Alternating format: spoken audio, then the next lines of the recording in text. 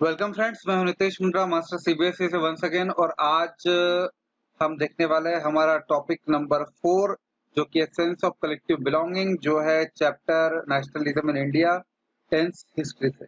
और ये टॉपिक में हम एक्चुअली पढ़ने के वाले हैं कि आज जैसे हम जानते हैं कि हम इंडियन हैं, ये जो फीलिंग हम में है बिकॉज हम बचपन से ही देखते आए हैं कि हम इंडियन हैं।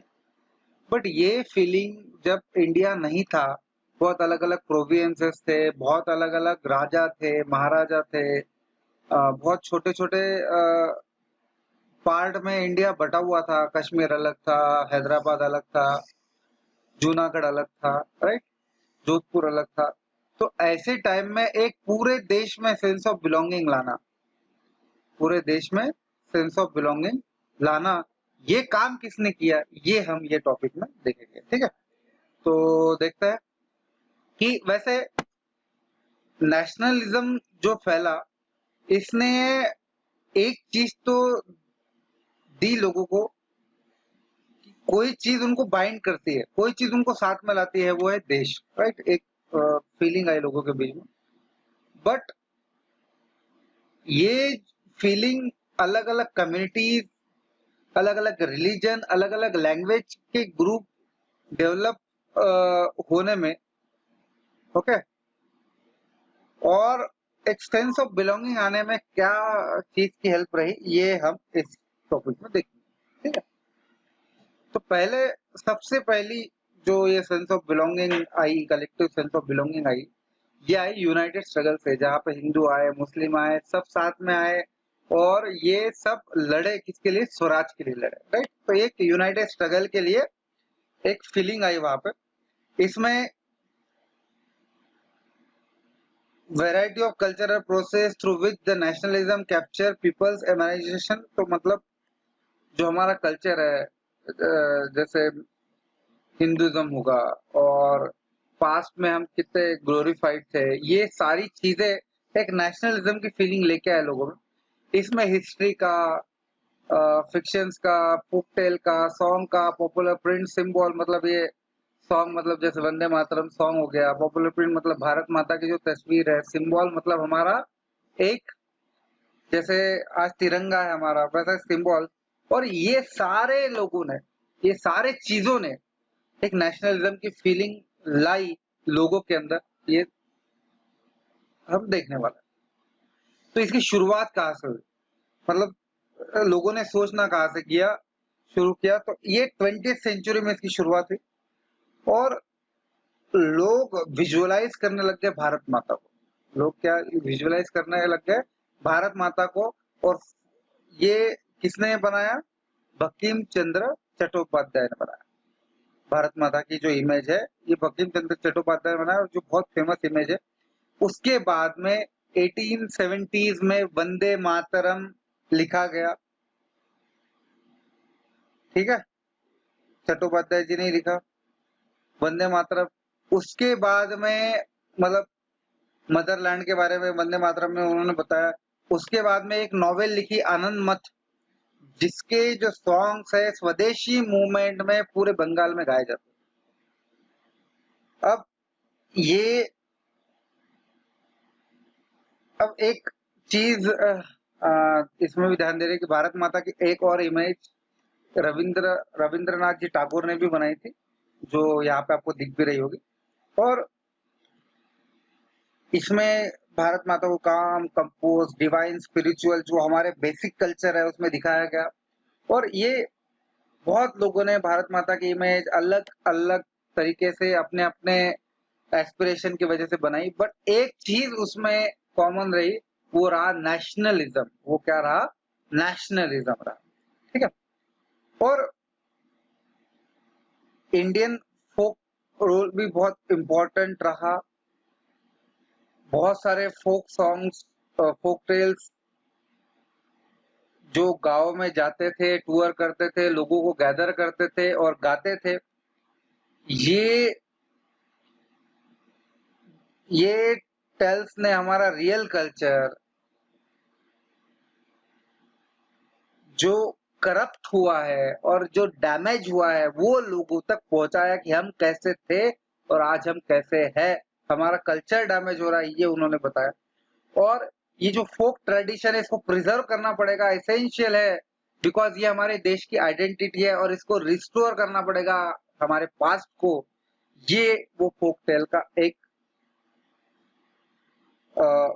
बेसिक मतलब रहता था कि हमारे ट्रेडिशन के साथ में हमको जुड़ना पड़ेगा, हमको एक आइडेंटिटी हमारी है। और रविंद्रनाथ टैगोर खुद बलाड, नर्सरी राइम्स, मिस, ये फोक टेल्स बनाते थे। In Madras, Natasha Sastry published a massive 4-volume collection of Tamil folk tales. अब जैसे ये वहाँ के फोक टेल की बात कर रहे थे, Tamil folk tale folklore of southern India, ये बनाया। और इनको लगा कि ये नेशनल लिटरेचर है and most trustworthy manifestation of people real thoughts and characteristic, मतलब हम क्या सोचते हैं, हम कैसे बिहेव करते हैं, इसका रियल मैनिफेस्टेशन ये इसमें दिया हुआ है। ठीक है। अब कुछ चीजें जैसे जैसे नेशनलिज्म डेवलप होता गया, कुछ चीजों के बारे में अवेयरनेस आती गई, जैसे आइकॉन, सिंबल्स और सिंबल्स जो लोगों को यूनिफाई करते चले गए और एक नेशनलिज्म की फीलिंग देते चले गए। जैसे ट्राई कलर फ्लैग जो स्वदेशी मूवमेंट के दौरान बंगाल में बना, जो रेड, ग्रीन और येलो कलर का था। ठीक है ना। ये फ्लैग जैसे फॉर एग्जांपल हमको आज जैसे तिरंगा के बारे में, वैसा लोगों को एक नेशनलिज्म की फीलिंग देता था। और इसमें एक 8 कलर का लोटस था, जो 8 जो प्रोविंसेस बनाए थे ब्रिटिश ने इंडिया में, उसको दर्शाता था। ठीक है ना। और ये दर्शाता था मून को, कैस्केड था उसमें मून का, जो दर्शाता था हिंदू और मुस्लिम्स। ठीक है।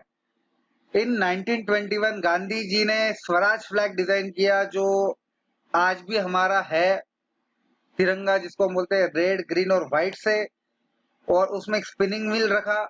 और ये स्पिनिंग व्हील का आइडिया क्या था गांधी जी का? सेल्फ हेल्प करना है, आत्मनिर्भर बनना है।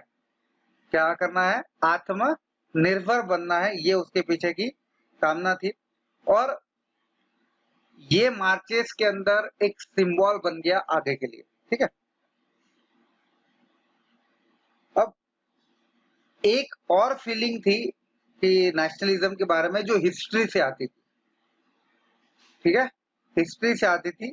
और ये कैसे है? By the end of 19th century many Indians began to feeling that to install the sense of pride in nation, the Indian history had thought to be about differently.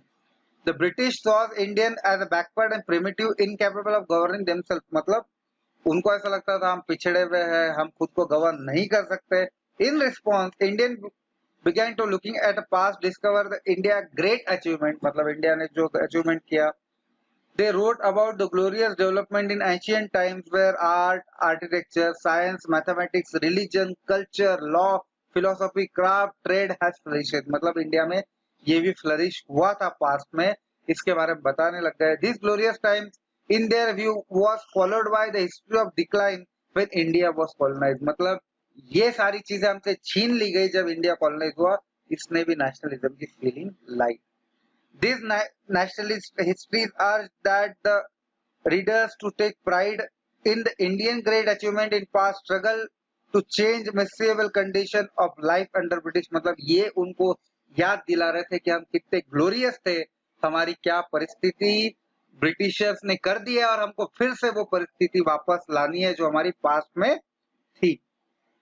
And these efforts to unify people are not without problem when the past being glorified as was Hindu, when the image celebrated drawn from Hindu iconography, then the people of other communities felt left out। मतलब देखो India का जो history रहा है ये basically Hinduism से रहा है। बट क्या हुआ कि जब आप पास्ट को ग्लोरीफाई करते हो तो आप हिंदुइज्म को ग्लोरीफाई कर रहे थे, इसीलिए बाकी कम्युनिटीज इससे थोड़ी दूर हो गई। तो ये था हमारा सेंस ऑफ कलेक्टिव बिलोंगिंग। और अब हम देखते हैं कंक्लूजन क्या निकला। What is the conclusion of this chapter? A growing anger against the colonial government was bringing together the various group classes of Indian into the common struggle for freedom in first half of the 20th century. मतलब कि हर other other communities को, हर अलग अलग classes को colonial government के against जो गुस्सा था उसने साथ में ला दिया पहले 20 सेंचुरी में, मतलब पहले 2000 से 2050, 1900 से 1950 तक. The Congress under the leadership of Mahatma Gandhi tried to channel the people grievances into the organized movements for independence. मतलब कांग्रेस ने महात्मा गांधी के लीडरशिप के अंदर काम किया कि ये जो एंगर है ये मूवमेंट ऑफ इंडिपेंडेंस के अंदर टर्न किया जाए. Through such movement the nationalist tried to forge national unity, but as we have seen, diverse group and classes participate in movement with varied aspiration and expectation. मतलब सभी लोग सिर्फ स्वराज चाहिए इसके लिए नहीं लड़ रहे थे, सब अपने अपने फायदे के लिए या अपना अपना जो एक्सपेक्टेशन है, एस्पिरेशन है, उसके हिसाब से पार्टिसिपेट कर रहे थे. As the grievances were wide ranging, freedom from colonial mean to be different thing for different people. मतलब सबके अपने अपने प्रॉब्लम अलग अलग थे, उसके सोल्यूशन अलग अलग थे, इसीलिए स्वराज का मतलब सबके लिए अपना अपना अलग था.